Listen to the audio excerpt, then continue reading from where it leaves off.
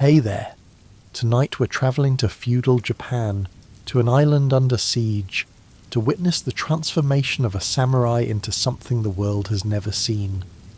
This is the story of Jin Sakai, a warrior who had to choose between honour and survival, between tradition and necessity, between being the samurai he was raised to be and becoming the ghost his people needed. If this story helps you settle in, feel free to subscribe the channel, but only if it brings you some peace. And I'd love to know in the comments where you're listening from. It's good to know who else is out there, winding down for the night. Jin Sakai's story is one of the most compelling character arcs in modern gaming, a tale of transformation, sacrifice, and the painful cost of doing what's necessary when everything you believe in tells you it's wrong. His journey through Ghost of Tsushima is both epic and intimate, showing a man forced to abandon everything he was taught, everything he believed defined honour and righteousness in order to save his home and his people. Understanding Jin means understanding the samurai code he was raised to follow, the invasion that shattered his world, and the impossible choices that transformed him from a noble warrior into a legend whispered in fear and hope. This is the complete story of Jin Sakai, samurai nephew, student, and ultimately the Ghost of Tsushima. Jin Sakai was born into one of Tsushima's most prestigious samurai families, probably around 1250 or so, making him in his late 20s or early 30s during the Mongol invasion of 1274. His father, Lord Kazumasa Sakai, was the head of Clan Sakai and one of the island's most respected samurai. His mother died when Jin was young, in circumstances that would haunt Jin throughout his life and shape his understanding of duty and sacrifice. Jin's childhood was one of privilege and responsibility, raised in a world where honour meant everything, where the samurai code dictated every aspect of life, where how you fought and how you died mattered more than whether you won or survived. The loss of Jin's mother was traumatic and formative. She was killed by bandits, common criminals who attacked without honour or warning. Jin's father, Kazumasa, had the opportunity to pursue and kill these bandits, to avenge his wife's death. But Kazumasa was bound by duty to his lord, called away to fulfill his obligations before he could seek revenge. This choice, duty over personal vengeance, honour over grief, defined Kazumasa, and would later define Jin's understanding of what it meant to be samurai.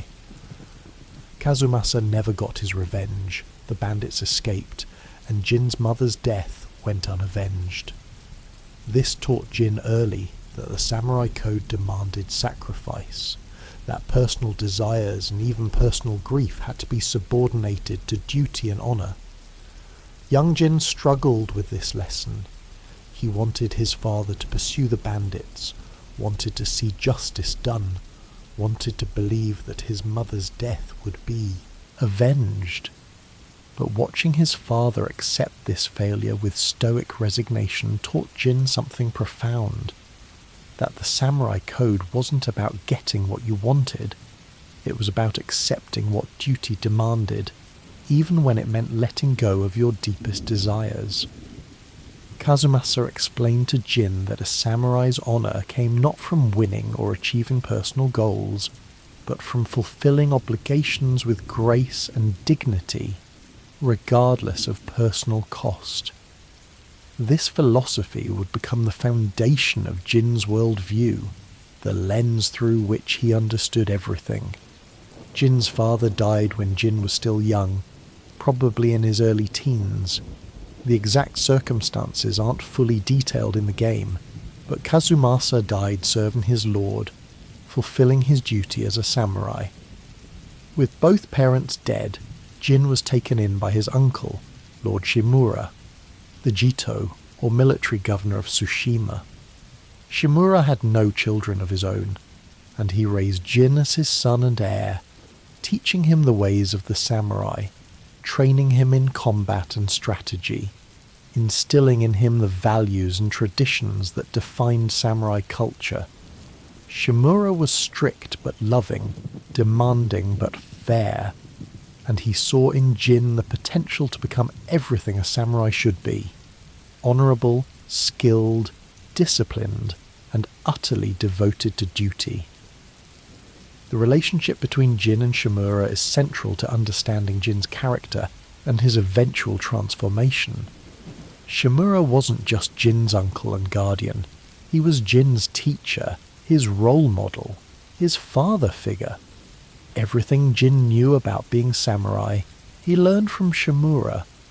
The code of honour that Jin followed, the techniques he mastered, the values he held, all came from Shimura's teaching. Jin loved and respected Shimura deeply, wanted to make him proud, wanted to live up to the example Shimura set. This relationship would make Jin's eventual break with samurai tradition all the more painful, as every step away from the code was a step away from Shimura, and everything Shimura represented. Jin's training as a samurai was rigorous and comprehensive. He learned swordsmanship, archery, horseback riding, strategy, and tactics. He studied the teachings of the great samurai philosophers and warriors, learned the history of his clan and his island, practiced the rituals and ceremonies that defined samurai culture. He was taught that honour was more important than life, that how you fought mattered more than whether you won, that a samurai should face his enemies openly and directly, that deception and stealth were the tools of cowards and criminals. These teachings were absolute, unquestioned truths that shaped Jin's entire worldview and identity. By 1274, Jin had become an accomplished samurai, skilled in combat and respected by his peers. He served as one of Shimura's most trusted warriors, a member of the samurai elite who defended Tsushima and maintained order. Jin's life was one of structure and purpose, defined by clear rules and expectations. He knew who he was, what he believed, and what was expected of him. He was Lord Shimura's nephew and heir, a samurai of Clan Sakai, a defender of Tsushima. His future seemed clear. He would continue to serve Shimura, would eventually inherit leadership of Clan Sakai, would live and die according to the samurai code that had guided his family for generations. Then the Mongols came, and everything Jin knew, everything he believed, everything he was, would be tested and ultimately shattered.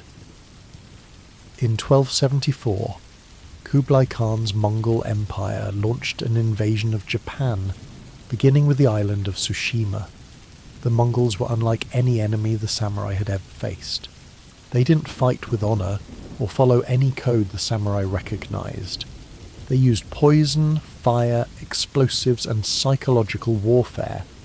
They attacked in overwhelming numbers with superior tactics and technology. They showed no mercy to warriors or civilians, burning villages and slaughtering anyone who resisted. The Mongols weren't just invading Tsushima, they were bringing a new kind of warfare that made the samurai's traditional methods obsolete and suicidal. Lord Shimura, as Jito of Tsushima, called together all the samurai on the island to meet the Mongol invasion. 80 samurai, the entire military elite of Tsushima, gathered at Komoda Beach to face the Mongol army. It was a catastrophically mismatched fight. 80 samurai, no matter how skilled or brave, couldn't stand against thousands of Mongol warriors equipped with superior weapons and tactics. But the samurai code demanded that they fight anyway, that they face their enemies openly and directly, that they die with honour rather than retreat or use tactics the code deemed dishonourable. The battle at Komoda Beach was a massacre. The samurai charged the Mongol lines in traditional fashion, announcing themselves, challenging their enemies to single combat, fighting with the honour and courage their code demanded, and they were slaughtered. The Mongols didn't accept challenges to single combat, didn't fight with honour, didn't care about the samurai's traditions. They used overwhelming force, superior tactics, and weapons the samurai had never encountered. Explosives tore through samurai ranks, arrows fell like rain, and Mongol warriors surrounded and overwhelmed the samurai who tried to fight honourably. The beach became a graveyard of noble intentions. Samurai who'd trained their entire lives for this moment, who'd prepared to die with honour, found that honour meant nothing to the Mongols. A samurai would announce his name and lineage before engaging an enemy, a tradition that had defined honourable combat for centuries. The Mongols responded with arrows and explosives. A samurai would face his opponent one-on-one, demonstrating skill and courage. The Mongols surrounded him with 5 warriors and cut him down. The samurai code, which had been refined and perfected over generations, proved to be a liability rather than an asset. It made them predictable, slow, and vulnerable to an enemy who had no respect for tradition. Jin fought at Komoda Beach alongside his uncle and his fellow samurai. He watched his friends and comrades die around him, watched the Mongol army tear through the samurai like they were nothing, watched everything he'd been taught about honour and warfare prove useless against an enemy who didn't share or respect those values. He saw men he'd trained with, men he'd respected and learned from, cut down in moments. He watched Shimura fight with the skill and courage of a master warrior, but even Shimura's legendary abilities couldn't overcome the overwhelming numbers and superior tactics. Jin fought bravely and skillfully, but bravery and skill weren't enough against overwhelming numbers and superior tactics. He was wounded, knocked unconscious, and left for dead among the bodies of his fallen comrades. When Jin regained consciousness, he found himself surrounded by corpses. The beach was littered with the bodies of samurai, 80 of the finest warriors Tsushima had ever produced, all dead or dying. The Mongol army had moved on, leaving behind only death and devastation. Jin realized with horror that he was one of the few survivors, that the entire samurai elite of Tsushima had been destroyed in a single afternoon. Everything he'd been taught about honour and warfare had proven to be a catastrophic failure. The samurai way, which had been the foundation of his identity and his understanding of the world, had been revealed as obsolete and suicidal. When Jin woke, he found himself in the care of Yuna, a thief and survivor who'd found him among the dead at Komoda Beach. Yuna had her own reasons for helping Jin. She needed a samurai's help to rescue her brother Taker from the Mongols, but she also showed Jin genuine kindness and care. Yuna was everything Jin had been taught to look down on. A commoner, a thief, someone who survived through deception and stealth rather than honour and direct confrontation. But Yuna had survived where the samurai had failed, and she would teach Jin lessons that his samurai training never covered.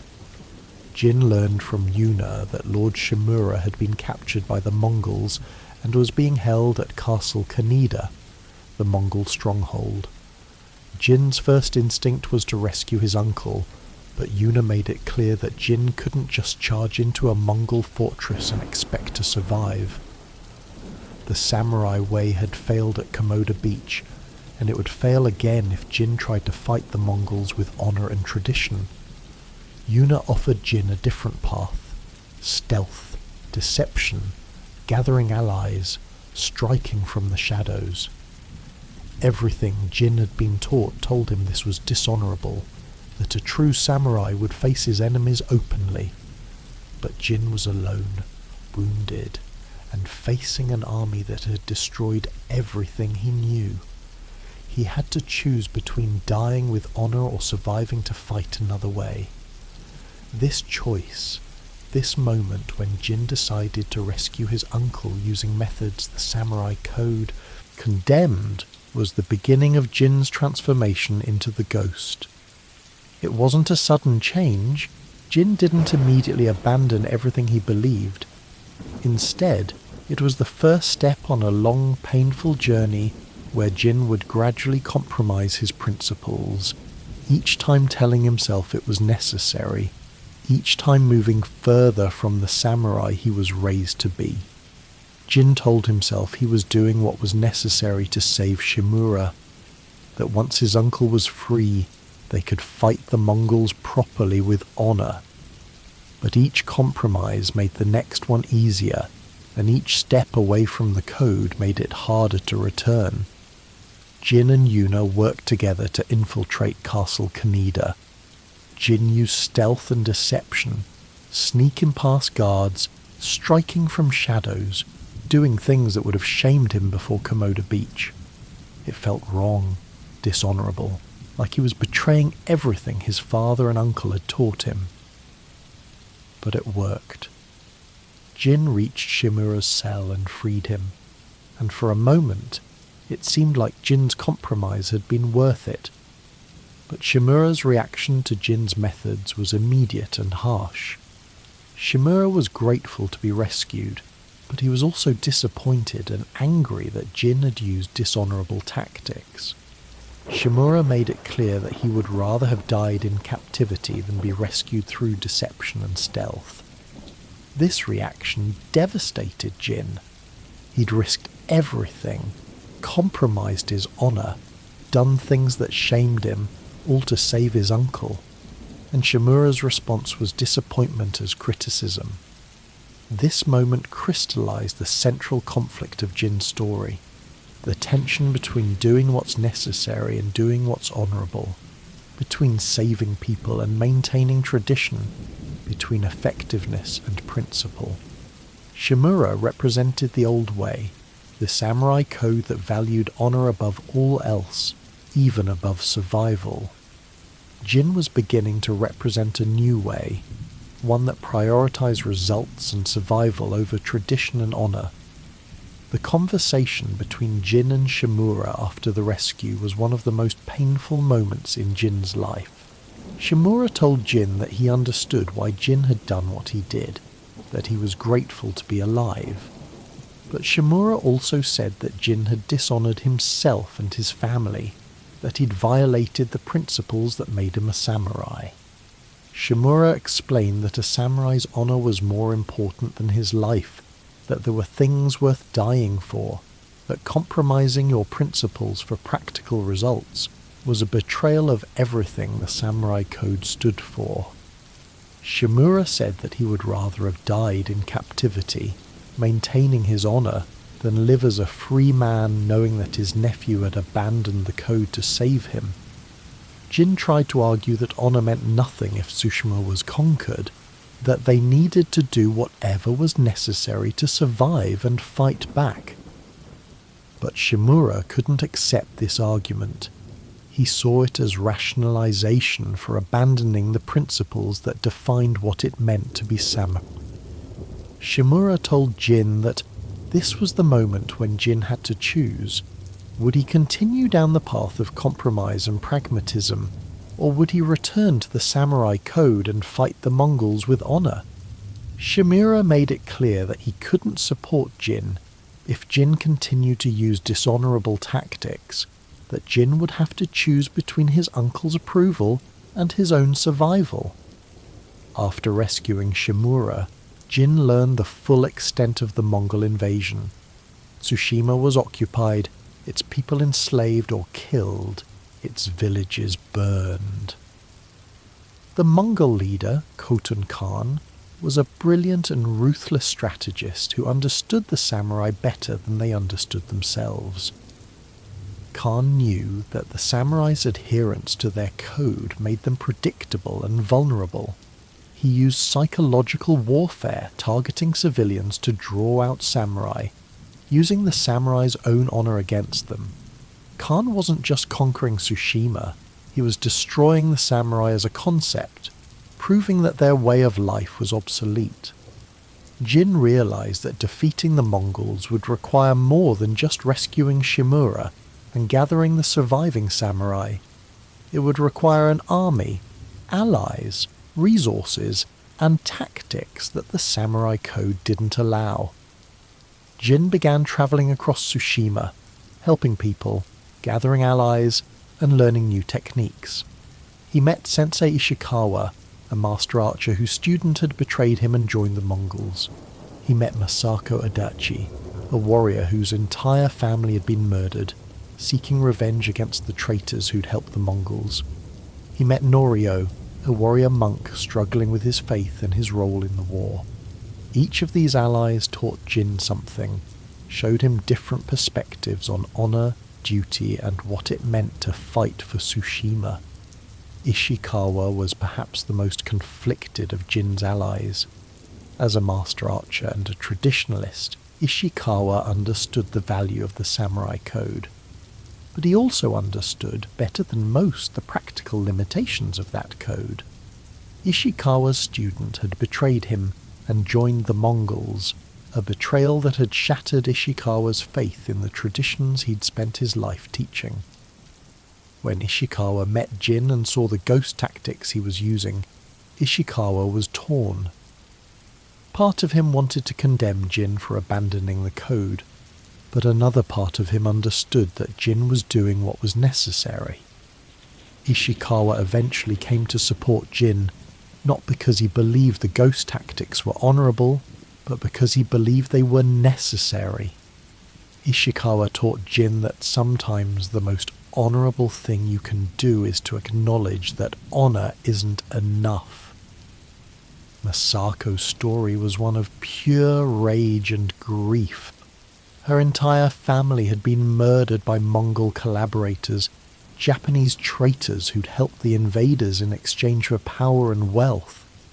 Masako's desire for revenge was so intense that it consumed her, driving her to fight with a ferocity that even Jin found unsettling. But Masako also showed Jin something important, that sometimes anger and grief can be channeled into something constructive, that sometimes the desire for revenge can be transformed into a desire for justice. Masako didn't care about honor or tradition, she cared about results. She was willing to do whatever was necessary to defeat the Mongols and punish the traitors. In Masako, Jin found someone who understood the necessity of abandoning the code without the guilt that Jin carried. Norio represented a different kind of struggle. As a warrior monk, Norio was caught between his Buddhist teachings about compassion and non-violence, and the necessity of fighting to protect his people. Norio had taken vows of non-violence, but he'd also taken up arms to fight the Mongols. This contradiction tore at Norio's soul, making him question everything he believed. Norio taught Jin that sometimes there are no perfect answers, that sometimes you have to live with contradictions and accept that you can't be perfectly consistent with your principles. Norio showed Jin that it was possible to maintain your core values while acknowledging that the world sometimes demands things that violate those values. But the most important relationship Jin developed was with the common people of Tsushima, the peasants, farmers, merchants and craftspeople who had been ignored or looked down upon by the samurai. These people were suffering under Mongol occupation, and they needed help that the samurai code didn't provide. Jin helped them not because it was honourable or because it served some strategic purpose, but because it was right. He rescued prisoners, liberated villages, protected refugees, and fought bandits who preyed on the vulnerable. Through these actions, Jin began to see Tsushima differently. not as a collection of samurai estates and strategic positions, but as a home full of people who deserved protection regardless of their status or usefulness. This shift in perspective was crucial to Jin's transformation. The samurai code had taught him that honor and duty were the highest values, that a person's worth was determined by their status and their adherence to tradition. But as Jin worked with the common people, he began to understand that there were other values that mattered just as much: compassion, justice, and the protection of the vulnerable. The common people didn't care about Jin's honor or his adherence to the samurai code. They cared that he was willing to help them, that he was willing to fight for them, that he was willing to sacrifice for their safety. In helping them, Jin discovered a new kind of honor, one that wasn't based on tradition or ritual, but on genuine care for others and a commitment to justice. As Jin traveled and fought, he began developing new techniques that the samurai code condemned. He learned to use kunai throwing knives for silent kills, weapons that allowed him to strike without announcing himself or giving his opponent a chance to defend. He crafted smoke bombs to create confusion and escape, tools that turned the battlefield into chaos where the Mongols couldn't use their superior numbers and tactics. He studied the way of the bow to strike from distance without announcing himself, learning to kill from the shadows rather than in honourable single combat. He learned to use fear as a weapon, leaving bodies displayed to terrify the Mongols, spreading rumours of a vengeful spirit that struck from nowhere. He learned to poison wells and destroy supplies, to cut off the Mongols' ability to sustain themselves. He learned to move through the night like a ghost, appearing and disappearing without a trace. Each of these techniques was effective, allowing Jin to fight the Mongols in ways they didn't expect. But each one moved him further from the samurai ideal. The samurai code taught that a warrior should announce himself before combat, should give his opponent a chance to prepare, should face his enemy openly and directly. The samurai code taught that a warrior should fight with honor, should never resort to poison or deception, should accept the consequences of his actions with grace and dignity. But Jin was learning that honor was a luxury, that the samurai code was a set of rules designed for a world that no longer existed. The Mongols didn't care about honor or tradition. They cared about winning, about conquering, about dominating. If Jin wanted to defeat them, he would have to learn to think like they did, to prioritize effectiveness over honor, to do whatever was necessary to win. The people of Tsushima began calling Jin the Ghost, a supernatural warrior who appeared from nowhere, killed Mongols, and vanished like smoke. The name spread across the island, becoming a legend that gave people hope. The ghost was everything the samurai weren't: mysterious, unpredictable, willing to use any tactic to defeat the enemy. The ghost didn't announce himself or challenge enemies to honourable combat. The ghost struck from shadows, used poison and fire, and showed no mercy to invaders. The common people loved the ghost because he was effective, because he saved them when the samurai had failed. But the samurai, including Shimura, saw the ghost as a shameful figure who dishonoured everything they stood for. Jin's internal conflict grew as his reputation as the ghost spread. Part of him was proud of what he was accomplishing, proud that he was saving people and fighting the Mongols effectively. But another part of him was ashamed, felt like he was betraying his father's memory, disappointing his uncle, becoming something dishonourable and wrong. Jin tried to maintain a balance, fighting as a samurai when he could, using ghost tactics only when necessary. but the line between necessary and convenient blurred over time, and Jin found himself relying more and more on the methods he'd once condemned. The tension between Jin and Shimura grew throughout the campaign to liberate Tsushima. Shimura wanted to fight the Mongols honourably, to gather the surviving samurai and face the enemy in open battle. Jin argued that this approach had failed at Komoda Beach and would fail again, that they needed to be smart and adaptable, to use every advantage they could find. Shimura saw Jin's arguments as rationalization for dishonorable behavior, as excuses to abandon the code that defined what it meant to be samurai. Their arguments became more heated and more painful, as two men who loved each other found themselves on opposite sides of a fundamental question about identity and values. Jin's allies had mixed reactions to his transformation into the ghost. Yuna encouraged it, seeing the ghost as necessary and effective, as the only way to defeat the Mongols and save Tsushima. Ishikawa was conflicted, understanding the necessity but uncomfortable with the dishonour. Masako was pragmatic, caring more about results than methods, focused on her revenge against the traitors. Norio struggled with it, trying to reconcile Jin's actions with Buddhist teachings about right action and compassion. Each ally reflected different aspects of Jin's internal conflict, different ways of thinking about the choices he was making. The game's structure reinforces Jin's transformation through its mechanics. Early in the game, players are encouraged to fight as a samurai using standoffs and direct combat.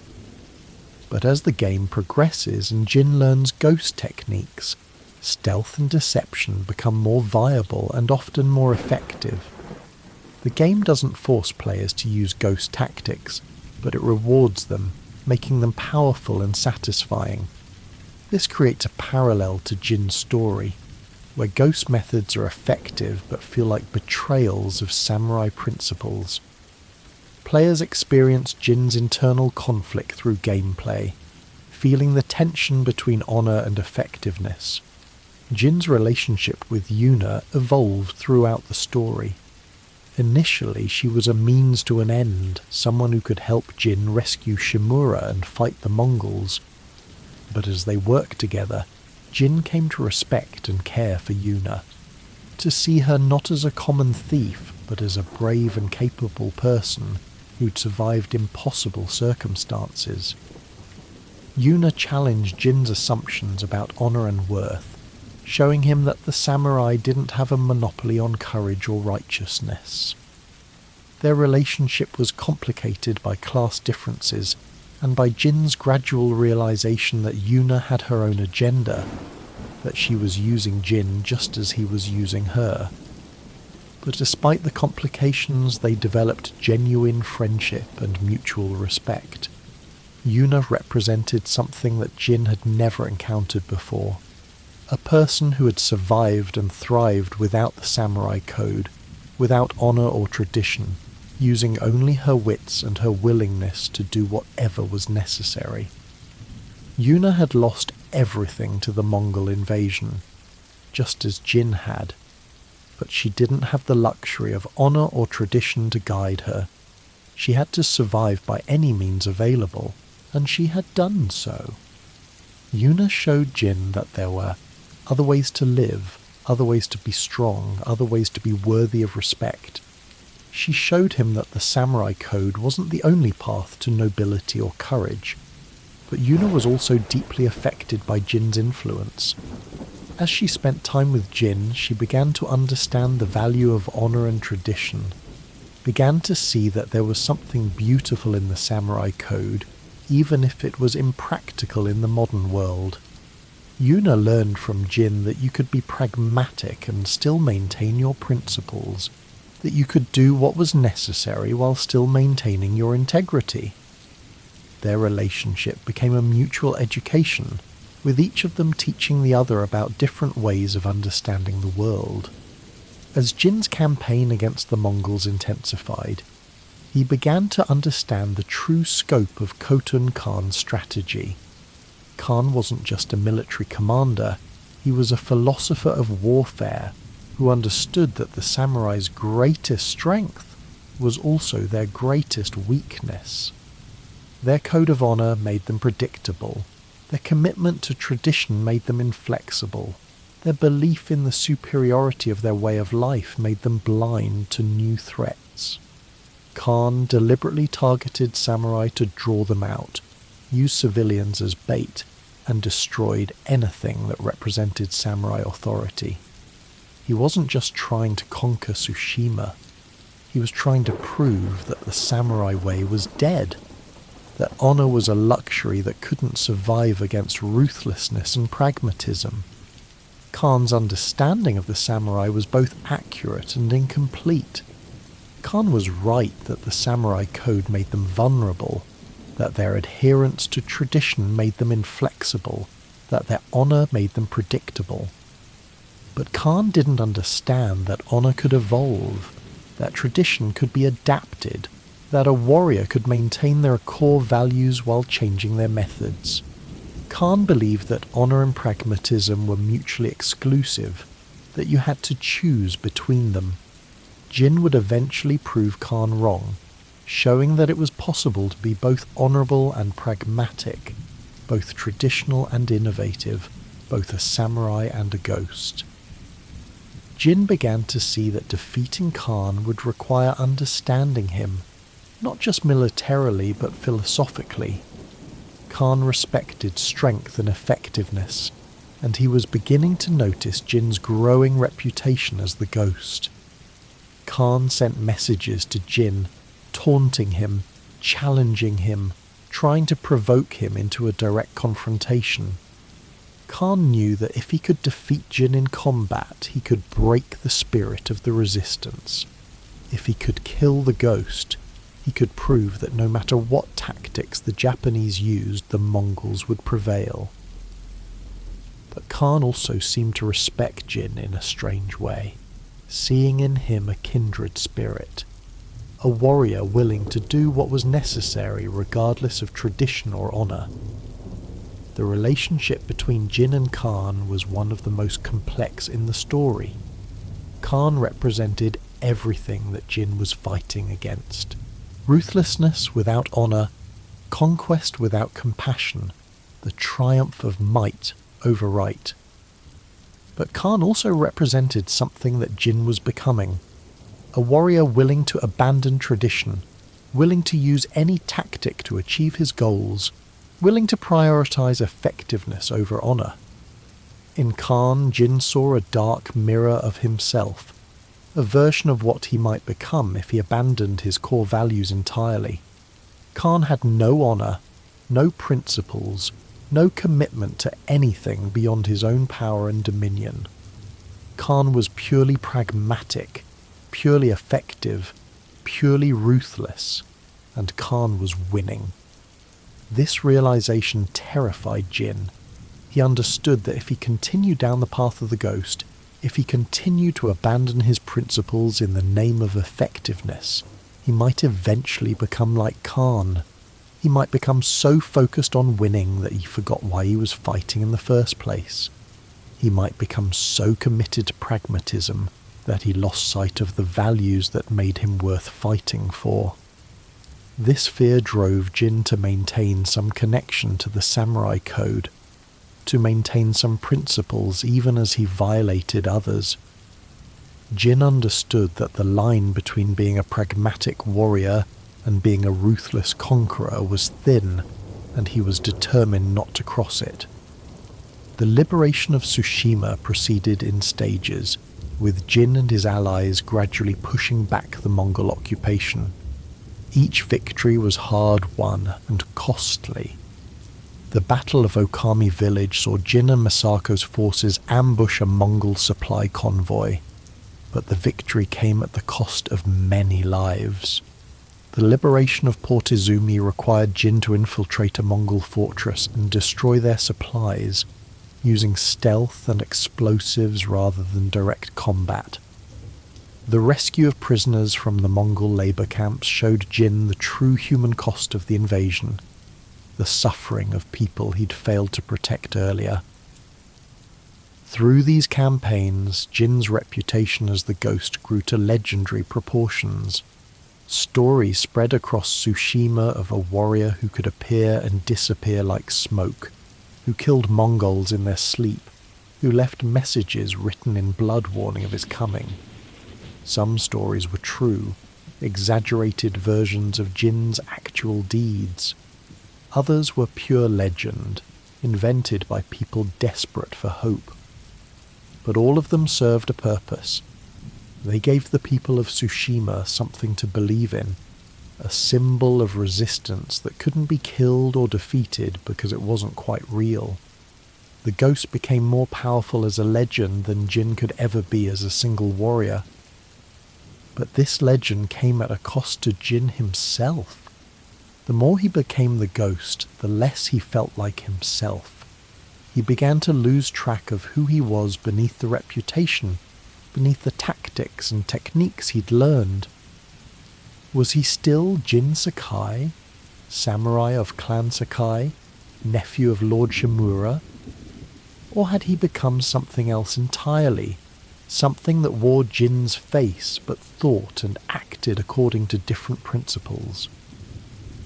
Jin found himself in quiet moments wondering if he could ever go back to being just a samurai, if the man he'd been before Komoda Beach still existed somewhere inside him, or if the ghost had consumed him entirely. Shimura watched Jin's transformation with growing alarm and disappointment. He saw his nephew becoming a legend, yes, but a legend built on everything Shimura had taught him to despise. Shimura tried to convince Jin to abandon the ghost tactics, to fight the Mongols with honor and tradition, to prove that the samurai way was still viable. But Jin had seen too much, learned too much to believe that anymore. The samurai way had failed at Komoda Beach, and it would fail again if they tried to fight the Mongols with honor alone. This fundamental disagreement created a rift between Jin and Shimura that grew wider with each passing day. The conflict between Jin and Shimura wasn't simply about tactics or strategy. It was a fundamental disagreement about the nature of honor itself. Shimura believed that honor was absolute, that it existed independent of circumstances or outcomes. To Shimura, a samurai's honor came from following the code, from maintaining your principles regardless of whether you won or lost, regardless of whether your actions were effective or ineffective. Shimura believed that a samurai who compromised his principles to achieve victory had actually lost, because he'd sacrificed the very thing that made him worth fighting for. Jin, on the other hand, had come to believe that honor was contextual, that it had to be understood in relation to the people you were trying to protect and the circumstances you were facing. Jin believed that honor meant doing what was right, and sometimes what was right meant violating the rules you were taught to follow. Jin believed that a samurai who maintained his principles while his people were being slaughtered was not honorable. He was complicit in their suffering. Jin believed that true honor meant being willing to sacrifice your own principles for the sake of something greater than yourself. This philosophical disagreement was at the heart of Jin's transformation. It wasn't that Jin had abandoned honor, it was that he'd redefined it. He'd moved from a conception of honor as adherence to rules to a conception of honor as commitment to justice and protection of the vulnerable. This new understanding of honor allowed Jin to use tactics that the samurai code condemned, while still maintaining his sense of integrity and righteousness. But it also meant that Jin could no longer see eye to eye with Shimura, because Shimura couldn't accept this redefinition of honor. To Shimura, Jin's new conception of honor was just rationalization for abandoning the code. The turning point came when Jin learned that Khotun Khan was planning a final assault on the remaining samurai strongholds. Khan had grown impatient with the slow process of conquest and wanted to end the war decisively. He was gathering his forces for one massive attack that would crush any remaining resistance and complete the conquest of Tsushima. Jin realized that this was the moment he'd been waiting for, the chance to face Khan directly and end the invasion. But it was also the moment when he would have to make a final choice about who he was and what he was willing to do. Jin called together his allies to plan the assault on Khan's forces. Yuna brought her knowledge of Mongol movements and supply lines. Ishikawa contributed his mastery of archery and his understanding of Khan's military tactics. Masako brought her warriors and her burning desire for revenge against the Mongol collaborators. Norio brought his spiritual wisdom and his understanding of sacrifice. Together, they planned an attack that would use every advantage they could find, every tactic that might work, regardless of whether it was honourable or traditional. Shimura opposed the plan. He wanted to gather the surviving samurai and face Khan's forces in open battle, to fight with honour and accept whatever outcome came. Shimura argued that this was the samurai way, that they should die with honour rather than win through deception. Jin tried to explain that honour meant nothing if Tsushima was conquered, that the people of the island needed them to win, not to die beautifully. But Shimura couldn't accept this argument. He saw it as rationalization for abandoning everything that made them samurai. The argument between Jin and Shimura became their most heated yet, with both men saying things they couldn't take back, both feeling betrayed by the other's choices. In the end, Jin and Shimura made a decision that would define the rest of their lives. Shimura would lead the samurai in a traditional frontal assault on Khan's forces, fighting with honour and accepting the consequences. They used smoke bombs and fire to create panic and disorder. They appeared from nowhere and vanished like ghosts, striking at Mongol officers and disrupting their coordination. The Mongols found themselves fighting on two fronts, against the honourable samurai in front of them and against the ghost striking from the shadows.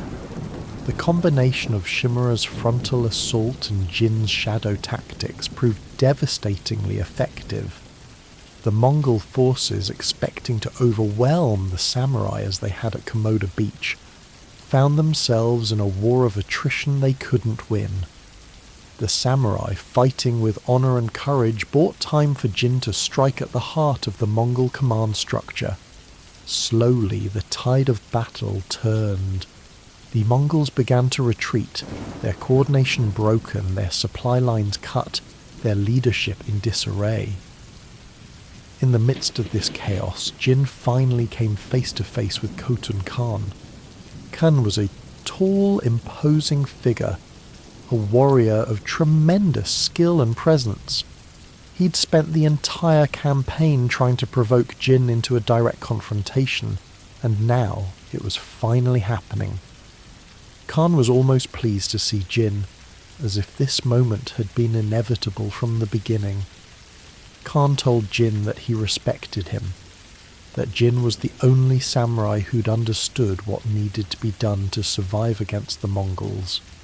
Khan said that Jin had proven that the samurai way was dead, that honour was a luxury that couldn't survive against pragmatism and ruthlessness. But Jin rejected Khan's interpretation of his actions. Jin said that he hadn't abandoned honour. He'd expanded his understanding of what honour meant. Honour wasn't about following a rigid code. It was about doing what was right, about protecting people, about making sacrifices for something greater than yourself. Jin had used dishonourable tactics, yes, but he'd done so in service of something honourable, the protection of his home and his people. Khan had used ruthlessness in service of conquest and domination. That was the fundamental difference between them. The duel between Jin and Khan was brief but intense. Khan was a skilled warrior, perhaps the most skilled Jin had ever faced.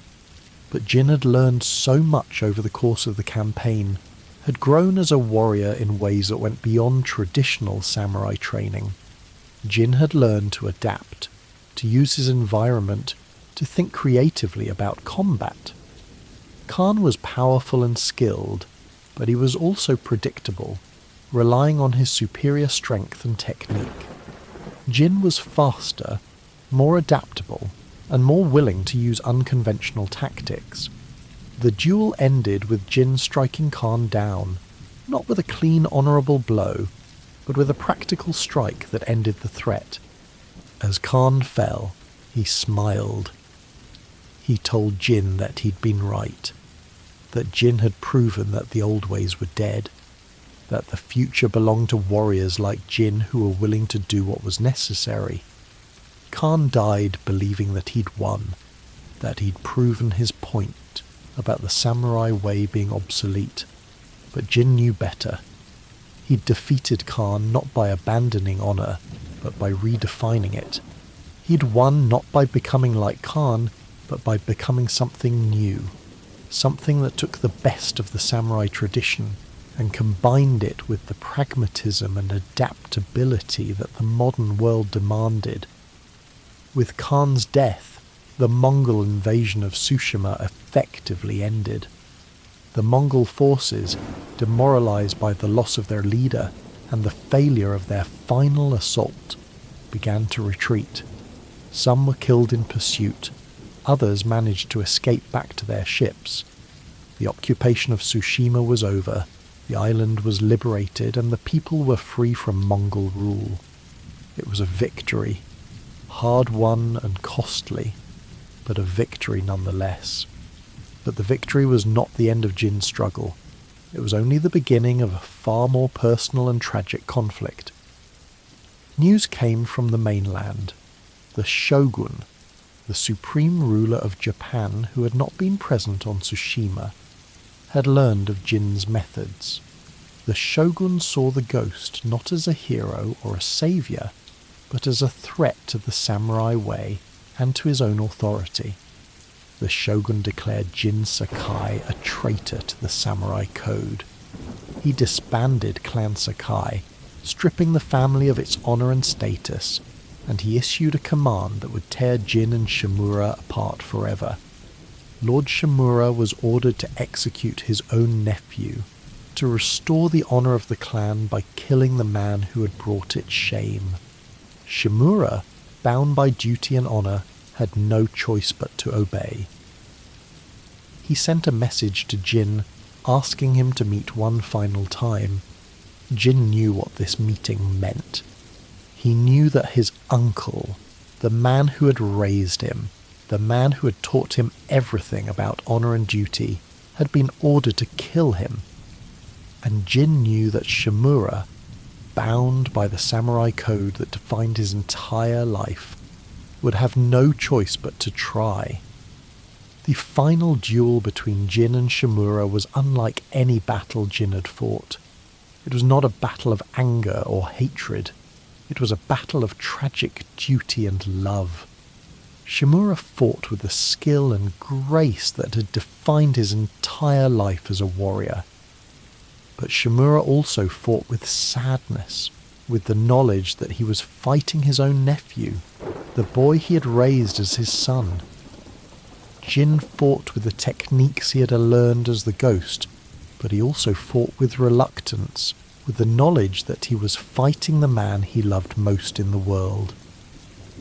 When Jin defeated Shimura, he stood over his uncle with his sword drawn.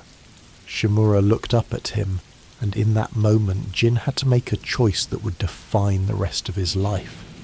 This was the moment that the game presents to the player, the moment where Jin must decide who he truly is and what he truly believes. Shimura spoke, his voice weak but steady.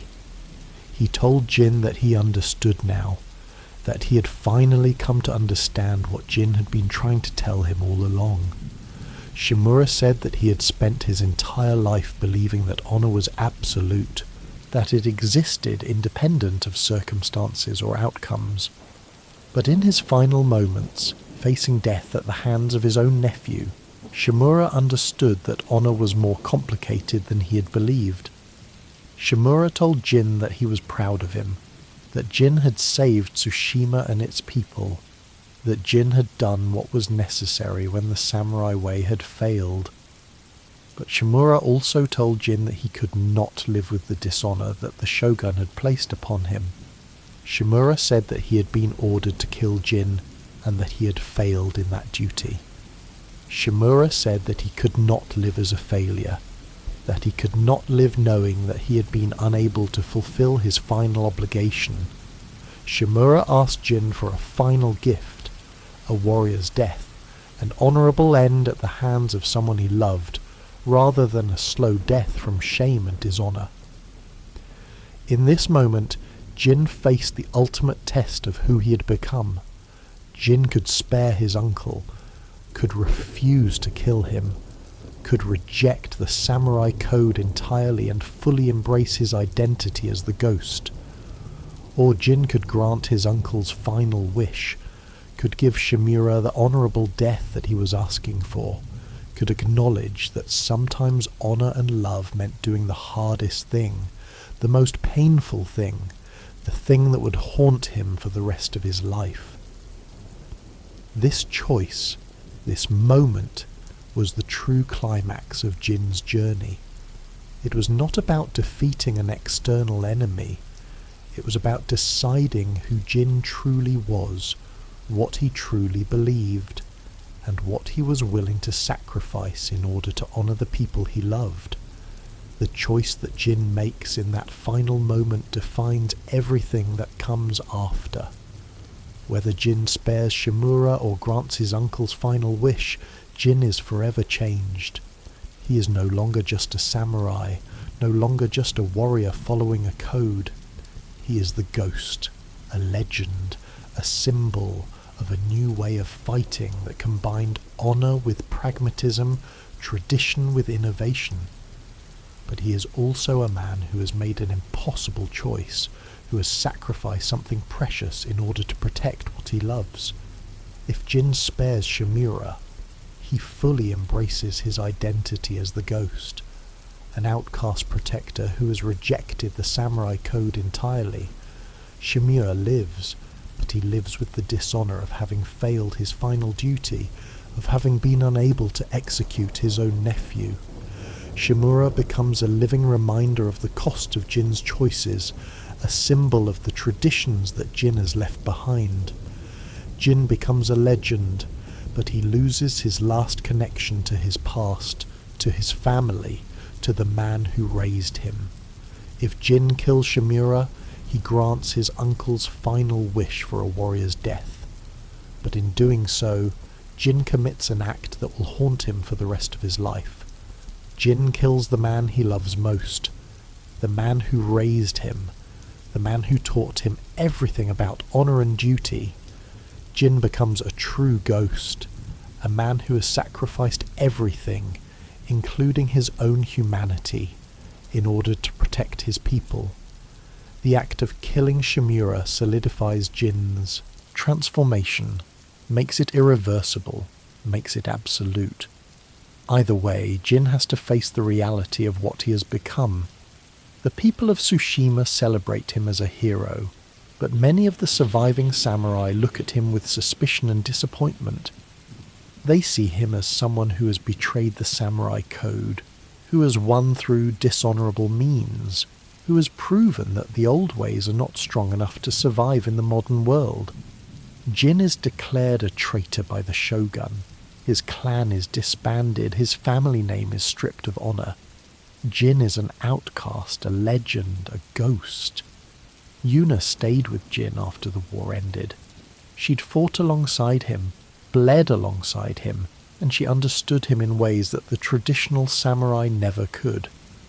Yuna represented a different kind of honor, one based on loyalty and courage rather than adherence to a rigid code. She'd been right about many things, that the samurai way was too rigid, that effectiveness mattered, that survival sometimes required compromising your principles. But Yuna had also learned from Jin, had come to understand that honour and tradition weren't worthless, that there was value in the samurai code even if it needed to be adapted to new circumstances. The relationship between Jin and Yuna became the foundation of Jin's new life.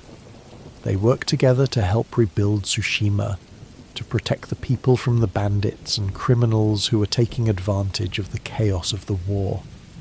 They travelled across the island, helping villages recover, protecting refugees, and ensuring that the victory over the Mongols actually translated into peace and stability for the people.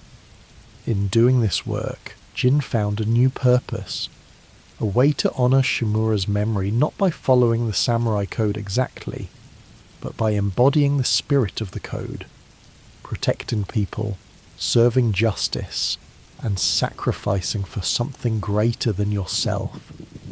Ishikawa, Masako, and Norio each found their own paths after the war.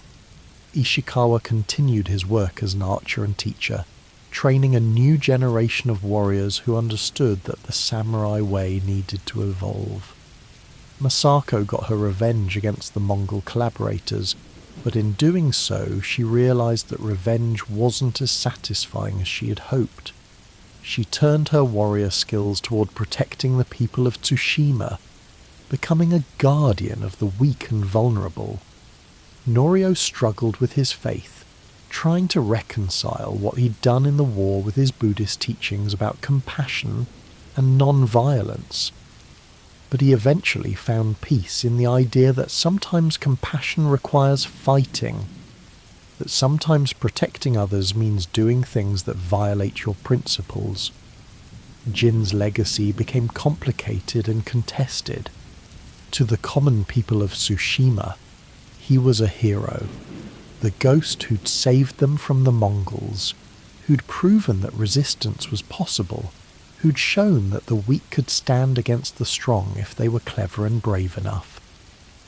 To the samurai, Jin was a controversial figure, someone who'd won through dishonourable means, who'd proven that the samurai way wasn't strong enough to survive in the modern world, who'd fundamentally changed what it meant to be a warrior in Japan. Some samurai saw Jin as a traitor to the code. Others saw him as a visionary who'd understood that the code needed to evolve.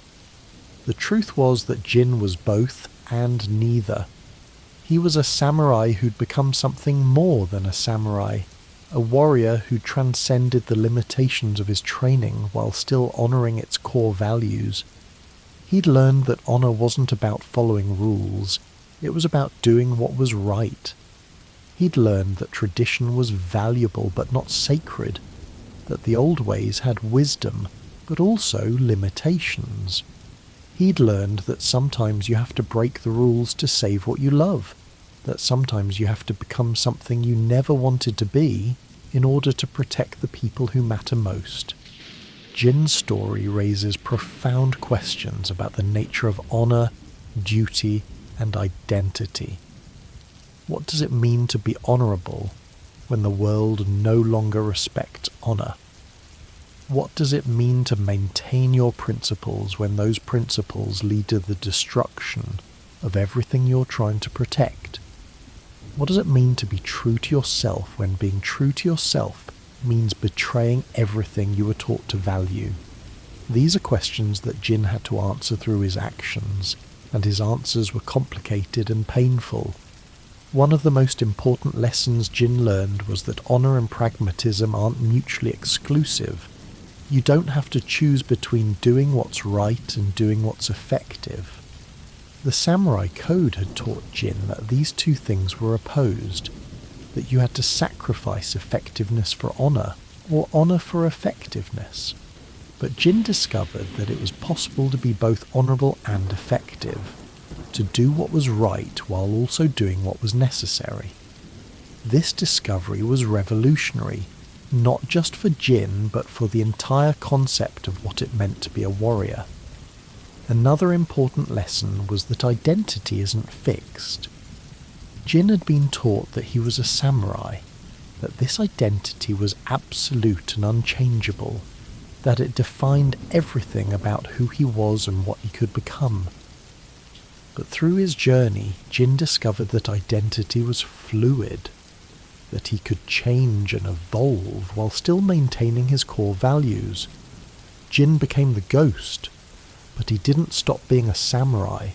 Instead, he became a new kind of samurai, one who understood that the code had to evolve to survive in a changing world.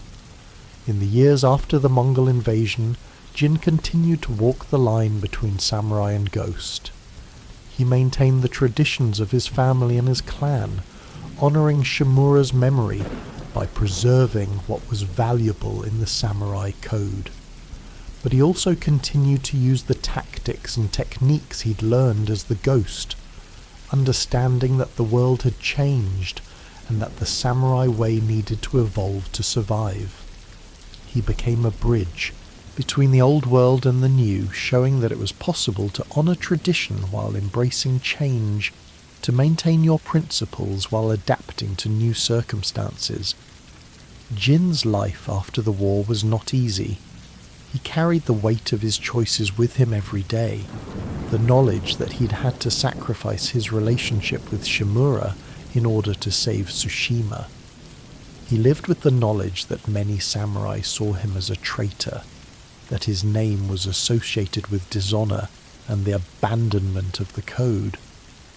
But Jin also lived with the knowledge that he'd saved his people, that he'd protected the vulnerable, that he'd done what was necessary when the traditional ways had failed. This knowledge gave him the strength to continue, to move forward, to build a new life in a world that had fundamentally changed. One of the most important aspects of Jin's post-war life was his work to help the samurai understand and adapt to the new reality. Jin didn't try to convince the samurai to abandon their code entirely. Instead, he worked to show them that the code could evolve, that honour could be redefined, that a samurai could maintain their principles while changing their methods. Some samurai listened to Jin and began to understand his perspective. Others remained convinced that Jin had betrayed everything the samurai stood for. But gradually, over time, the samurai of Tsushima began to understand that Jin's way might be the only way for them to survive in a world that no longer respected their traditional methods. Jin also worked to help the common people of Tsushima understand and appreciate the samurai tradition. The common people had seen the samurai fail at Komoda Beach, had seen them unable to protect Tsushima from the Mongols. Many common people had come to see the samurai as useless, as relics of a past that no longer mattered. But Jin showed them that the samurai code, while imperfect, contained important values: loyalty, courage, sacrifice, and commitment to something greater than yourself. Jin showed them that these values were worth preserving, even if the methods of the samurai needed to change. Through Jin's work, the common people and the samurai began to develop a new relationship based on mutual respect and understanding, rather than class hierarchy and tradition. Jin's story is ultimately a story about the cost of survival, about what we're willing to sacrifice to protect the people we love, about the painful process of growing up and realizing that the world is more complicated than we were taught. Jin had to learn that honor isn't black and white, that sometimes doing the right thing means violating the rules you were taught to follow, that sometimes you have to become something you never wanted to be in order to save what matters most. His journey from a traditional samurai to the Ghost of Tsushima is a journey that many people go through in different ways. The journey from idealism to pragmatism, from certainty to complexity, from following the rules to understanding why the rules exist and when they need to be broken.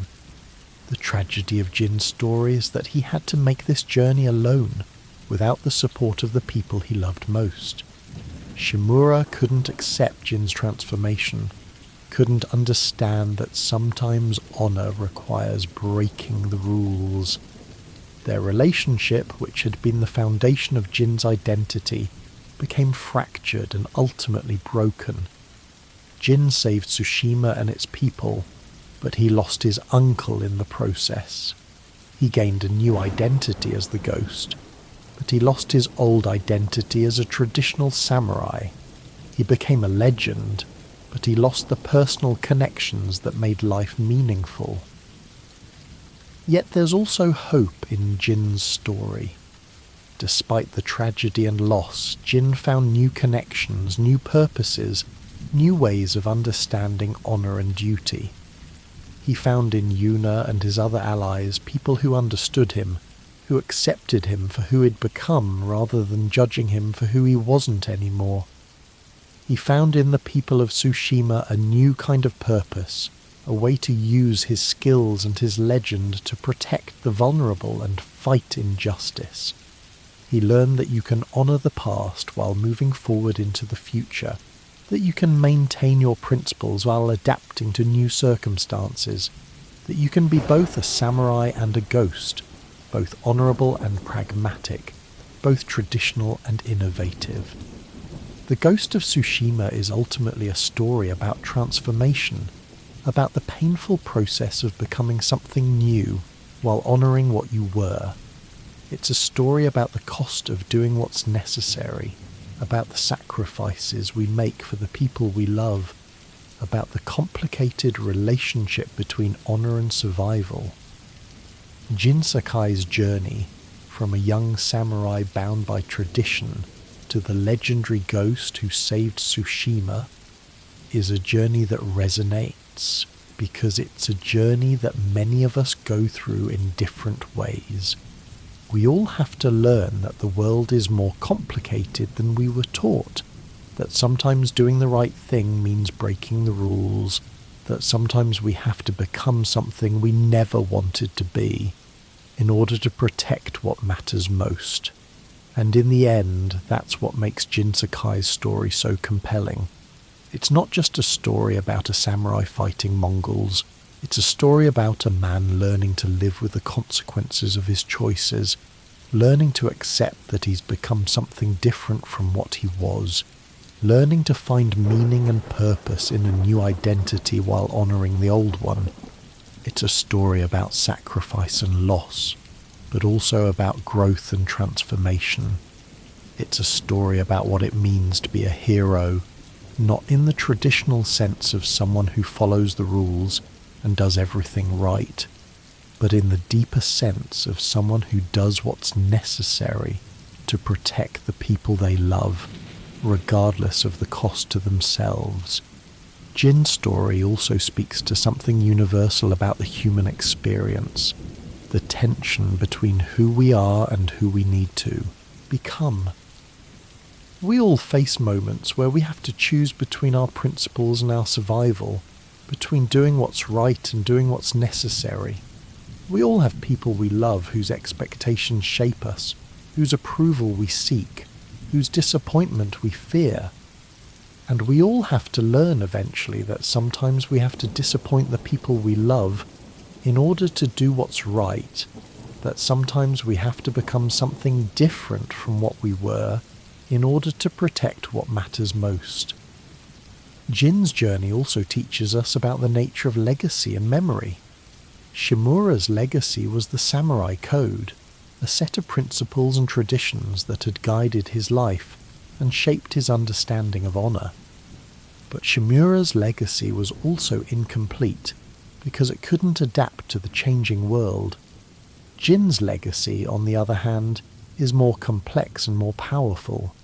Jin's legacy is the idea that you can honor the past while embracing the future, that you can maintain your core values while changing your methods, that you can be both traditional and innovative, both honorable and pragmatic. Jin's legacy shows that the most powerful way to honour someone's memory isn't to follow their path exactly, but to understand the values that guided their path and to apply those values in new and creative ways. The Ghost of Tsushima also represents something important about the power of symbols and legends. The ghost became more powerful as a legend than Jin ever could have been as a single warrior. The legend of the ghost gave people hope, gave them something to believe in, gave them the courage to resist. This is a profound truth about human nature. We are inspired by symbols and stories, by legends and myths. The ghost wasn't just a warrior, he was a symbol of resistance, a symbol of the possibility of change, a symbol of the idea that the weak could stand against the strong if they were clever and brave enough. In becoming the ghost, Jin didn't just become a more effective warrior, he became a symbol that could inspire and motivate people in ways that a single person never could. Jin Sakai's legacy is the Ghost of Tsushima, a legend that will live on long after Jin himself is gone. The ghost represents the possibility of change, the idea that we don't have to be bound by the rules we were taught, that we can adapt and evolve while still maintaining our core values. The ghost shows that honour and pragmatism aren't mutually exclusive, that you can do what's necessary while still maintaining your principles, that you can break the rules in service of something greater than the rules themselves. And that's a legacy worth dying for, a legend worth becoming, a transformation worth the cost. In the end, Jin Sakai's journey is a meditation on what it means to be human in a changing world. It's a story about the cost of survival, the price of transformation, and the possibility of redemption. It's a story that reminds us that we're not defined by the rules we follow or the traditions we inherit, but by the choices we make when those rules and traditions fail us. It's a story that shows us that sometimes the most honourable thing we can do is to abandon honour in service of something greater. And it's a story that will continue to resonate with audiences as long as people struggle with the tension between who they are and who they need to become, between the traditions that shape them and the changes that the world demands of them. The Ghost of Tsushima stands as a testament to the power of transformation, to the possibility of becoming something new while honouring what you were, to the idea that a person can transcend their limitations while maintaining their core values.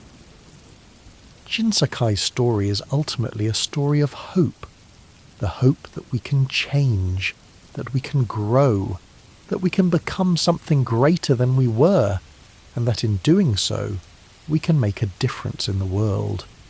It's a story that speaks to the hero in all of us, the part of us that's willing to sacrifice, to change, to become something we never thought we'd be, in order to protect the people and the places we love.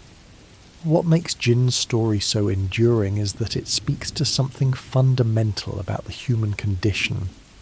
We all inherit traditions, values, and expectations from the people who came before us. We all feel the weight of those expectations, the desire to honour the people we love by following the paths they've laid out for us. But we also all face moments where we have to choose between honouring those expectations and doing what we believe is right. Jin's story shows us that this choice is not a failure or a betrayal, but a necessary part of growing up and becoming who we're meant to be. The beauty of Jin's story is that it doesn't present a simple moral lesson or a clear right answer. Jin's transformation into the ghost was necessary, but it came at a terrible cost. Jin saved Tsushima, but he lost his uncle. Jin became a legend, but he lost his identity. Jin did what was right, but he had to violate his principles to do it. This complexity is what makes Jin's story so powerful and so resonant.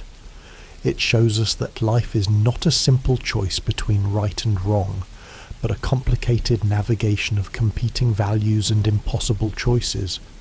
It shows us that sometimes doing the right thing means making sacrifices that we never wanted to make, that sometimes saving what we love means becoming something we never wanted to become. Jin's journey also reminds us that change is not always easy or clean. Jin didn't simply abandon the samurai code and become the ghost. Instead, he struggled with the tension between the two, trying to find a way to honour both his training and his conscience. This struggle is what makes Jin's story so human and so relatable. We don't live in a world of clear choices between right and wrong, honour and dishonour. We live in a world of complexity and nuance, where doing the right thing often means compromising our principles in small ways, where becoming who we need to be often means betraying who we were taught to be. The final lesson of Jin's story is perhaps the most important, that redemption is possible, that we can live with the consequences of our choices, that we can find meaning and purpose even after we've had to sacrifice the things we valued most. Jin lost his uncle, lost his place in the samurai hierarchy, lost the simple certainty of knowing who he was and what he was supposed to do. But in losing all of that, Jin gained something more valuable, the knowledge that he'd done what was necessary, that he'd protected his people, that he'd become something greater than he was. Jin's story shows us that sometimes the greatest victories come at the cost of the greatest losses, and that sometimes the most meaningful lives are lived by those who are willing to pay that price. As you listen to this story, winding down for the night, perhaps you're thinking about your own choices, your own struggles between who you are and who you need to become. Perhaps you're thinking about the people you love and the expectations they have for you. Perhaps you're wondering if you have the courage to do what's necessary, even if it means disappointing the people you care about most. If so, remember Jin Sakai. Remember that it's possible to honour the past while moving into the future. Remember that you can maintain your core values while changing your methods. Remember that sometimes the most honourable thing you can do is to break the rules in service of something greater than the rules themselves. Remember that you have the strength within you to become something greater than you were, and that in doing so, you can make a difference in the world. The Ghost of Tsushima is a legend that will live on, inspiring people to find their own path, to honour their own values, to become their own version of the ghost. And perhaps, in some small way, we all carry a bit of that ghost within us. The part of us that's willing to do what's necessary, the part of us that's willing to sacrifice, the part of us that's willing to become something we never thought we'd be in order to protect what matters most. Jin Sakai's story is ultimately a story about the human capacity for change and growth. It's a story about what happens when we're forced to confront the limitations of our beliefs and the inadequacy of our traditions. It's a story about the courage it takes to become something new while honouring what we were. And it's a story about the redemption that comes from knowing that we did what was necessary, that we protected what mattered most, that we made a difference in the world. The tragedy and beauty of Jin's story is that it shows us that there are no perfect solutions, no choices that don't come with costs. Jin had to choose between his uncle and his people, between honour and survival, between who he was and who he needed to become. There was no choice that would have allowed him to have everything he wanted. But Jin made the choice that allowed him to save Tsushima and its people, and that choice, despite its costs, was the right one. As we listen to Jin's story, we're reminded that we too will face moments where we have to make impossible choices. where we have to sacrifice something we value in order to protect something else we value. We're reminded that sometimes doing the right thing means violating the rules we were taught to follow, that sometimes becoming who we need to be means betraying who we were taught to be. And we're reminded that even when we make these difficult choices, even when we sacrifice and suffer, we can find meaning and purpose in knowing that we did what was necessary to protect what matters most. The Ghost of Tsushima stands as a testament to the power of transformation, to the possibility of becoming something new while honouring what you were, to the idea that a person can transcend their limitations while maintaining their core values. Jin Sakai's journey from a young samurai bound by tradition to the legendary ghost who saved Tsushima is a journey that will continue to inspire and resonate with audiences for generations to come. It's a story that speaks to the hero in all of us, the part of us that's willing to do what's necessary, the part of us that's willing to sacrifice, the part of us that's willing to become something we never thought we'd be, in order to protect the people and the places we love. And in the end, that's what makes Jin Sakai's story so timeless and so powerful.